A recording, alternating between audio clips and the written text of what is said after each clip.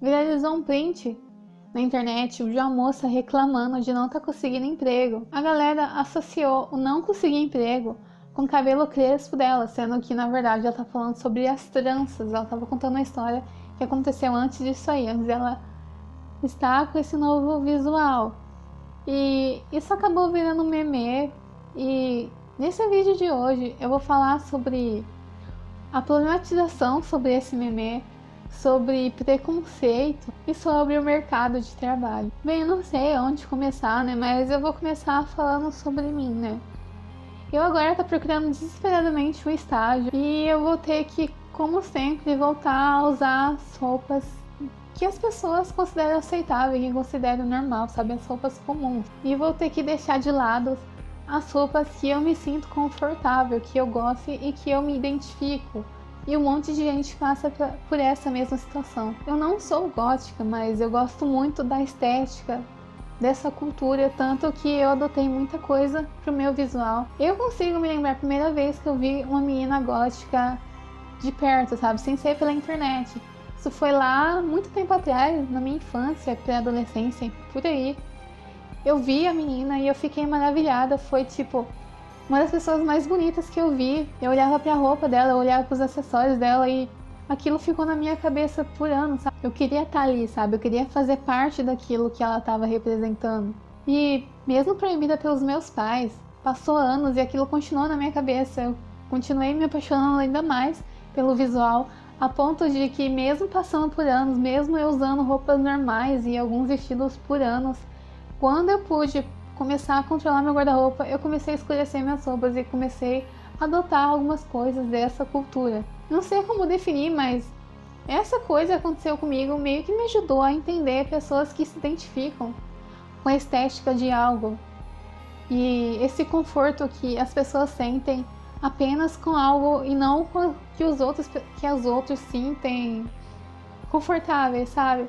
O exemplo que eu costumo usar muito por causa das pessoas em volta de mim, que é a galera do sertanejo, sabe? A pessoa gosta de música sertaneja, ela gosta do ambiente, sabe? Gosta de fazenda, gosta de certo tipo de animais, gosta de até filmes com esse tema, sabe? E as coisas acabam meio que criando um universo e a roupa, o estilo, acaba também fazendo parte disso. Eu não consigo entender uma pessoa gostar de calça apertada, grudadinha, com aquela fivela enorme que parece quase uma tanga de tão grande. Eu não consigo entender, sei lá, o conforto de estar usando aquilo. Assim como uma pessoa não consegue entender o meu conforto, por exemplo, de estar usando um batom preto. A gente não entende, mas a pessoa que tá naquele lugar, que tá com aquela roupa, entende o conforto. Além disso, existem pessoas que têm meio que um sentimento diferente, sabe? Como identidade ou orgulho por aquilo. Que a roupa, a estética, não só representa um visual, um gosto, mas também representa uma luta da pessoa. Mesmo que você não possa entender, ou mesmo que pode não ter muito sentido, a pessoa tem. E a pessoa se sente confortável fazendo parte daquele universo. Roupas e acessório visual é um modo que você tem de expressar para o mundo quem você é. O que também não, né? Porque muita gente se veste de um modo e é de outro. Então, como por exemplo, pessoas de terno e gravata. Tem muita gente que usa terno e gravata e é ladrão, pior do que ladrãozinho que você encontra por aí. Porque ladrãozinho pode roubar uns 10 reais, enquanto ladrões de terno e gravata conseguem roubar milhões em segundos. Só que o ponto é, para algumas pessoas, você rejeitar o visual delas, rejeitar o modo com que elas se expressam, é como se você estivesse rejeitando ela, sabe? Rejeitando diretamente ela, ou rejeitando os ideais dela, porque para muitas pessoas elas não conseguem separar essa coisa do universo, sabe?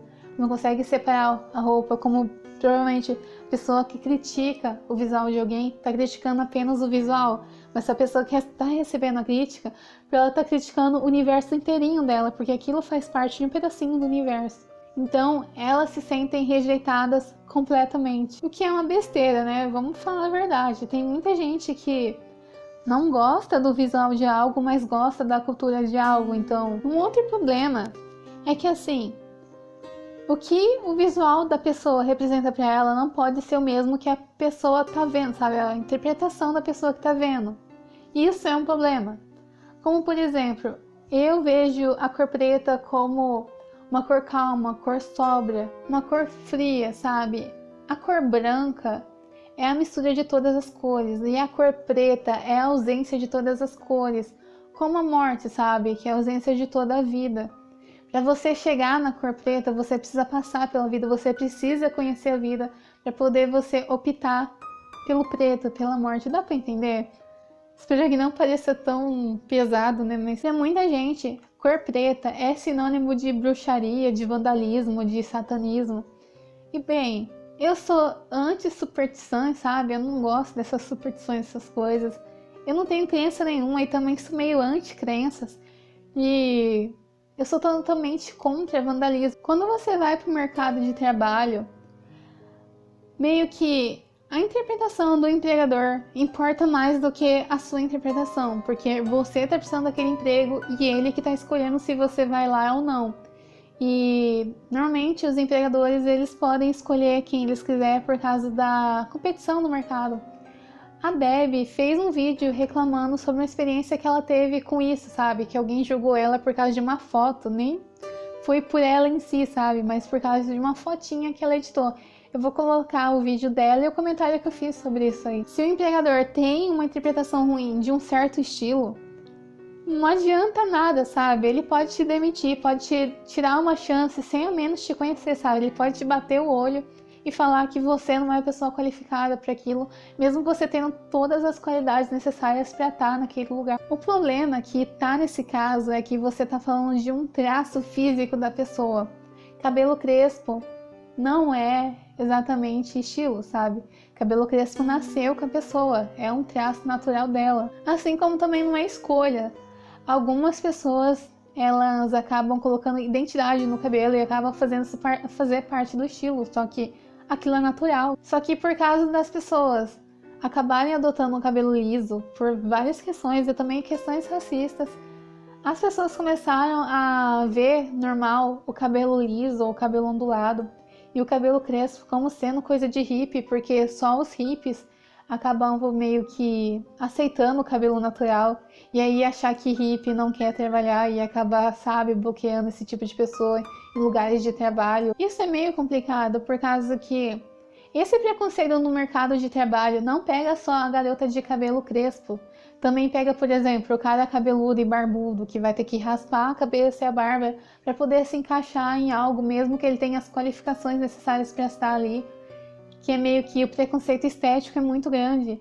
Então, o problema que aquela menina tá falando, por mais que tinha uma problematização ali, uma vitimização ali, é um problema real, é algo que tá acontecendo, é algo que pega todos nós. Tipo, o mundo adulto é assim, você tem que abrir mão das coisas que você gosta, você tem que abrir mão da sua própria expressão, da sua própria individualidade. Ai, essa palavra é difícil. Individualidade visual, para poder ser um robozinho, para poder sobreviver e ter seu próprio dinheiro de uma forma digna. Mas o que falar? É a vida, sabe? O mundo é meio cuzão, a humanidade é meio cuzona. Você não consegue tudo o que você quer. Você sempre vai ter que fazer algum tipo de sacrifício para chegar em algum lugar. E você vai ter que acabar abrindo mão de coisas, sabe, bobas, que na boa, o que um cabelo vai poder falar mal sobre você? É só um cabelo. Só que a coisa, né, dos ativistas tem que entender que a gente não consegue obrigar ninguém a aceitar isso, sabe? É uma coisa que leva tempo, até as pessoas começarem a pensar de outro modo. E não é obrigando elas ou fazendo elas se sentirem mal. É meio que conversando e debatendo que você chega em algum lugar. Sobre a zoação e a problematização da zoação. Peraí, eu vou colocar uns memes aqui na tela, na edição. A maioria não tava zoando a etnia dela. Eu não posso falar de todo mundo. Eu sei que provavelmente no meio teve um ou outro ali que de fato era racista e aproveitou o meme para poder soltar os cachorros, né? Mas se você pegar os memes, eu vi, todos os que eu vi praticamente não tava falando sobre etnia nenhuma ali. Nem tava zoando o cabelo da menina em si, mas sim a situação, sobre a coisa de, sei lá, de perder o emprego por causa do cabelo. Não por causa do traço dela, por ela ser negra, mas a situação que ela tá. Isso também porque muita gente não acreditou que aquilo de fato aconteceu com ela. Teve muita gente que achou que isso aí era exagero, era uma história inventada. Até porque se alguém falasse algo diretamente com ela, e se caso a pessoa fosse racista, ela poderia fazer um BO, poderia dar processo e tal. Tem muita gente que hoje em dia acredita que tudo isso é fanfic, porque a quantidade de pessoas inventando histórias envolvendo racismo, envolvendo machismo, que as pessoas pararam de acreditar nessas histórias. Muita coisa é zoada na internet, sabe? Muitas situações, até situações delicadas, viraram zoação, viraram meme.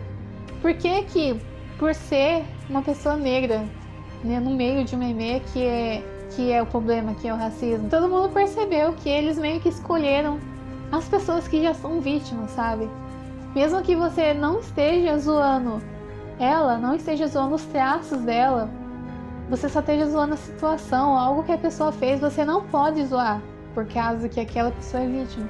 Por exemplo, você não pode zoar uma pessoa gorda, mas você pode zoar completamente uma pessoa magra. Foi o que aconteceu com a Bruna Marquezine. O pessoal detonando os peitos delas, as meninas gordas falando que eu prefiro ser gorda isso aquilo, do que ser uma tábua seca, e detonando a Bruna Marquezine por ter peitos pequenos e os peitos delas serem de um formato diferente. E tipo, cara, na boa, isso aí é vitimização mesmo.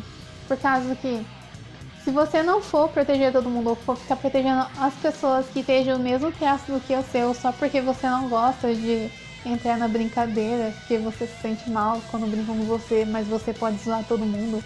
Na boa, isso aí é o que é. Mas eu acho que por causa da abordagem, por causa de toda a situação, a gente acaba perdendo uma boa oportunidade para conversar sobre um assunto relevante, que é o preconceito visual que tem lá fora. De fato, tem lá fora. Não é exatamente enorme, sabe? Não é exatamente esmagador, opressor, como as pessoas falam, os ativistas falam, mas é algo que existe. Eu posso conviver com isso, né? Eu posso muito bem meio que deixar meu visual mais leve. Eu não vou morrer por causa disso, ninguém vai morrer por causa de roupa. Mas existe lá fora, inegável.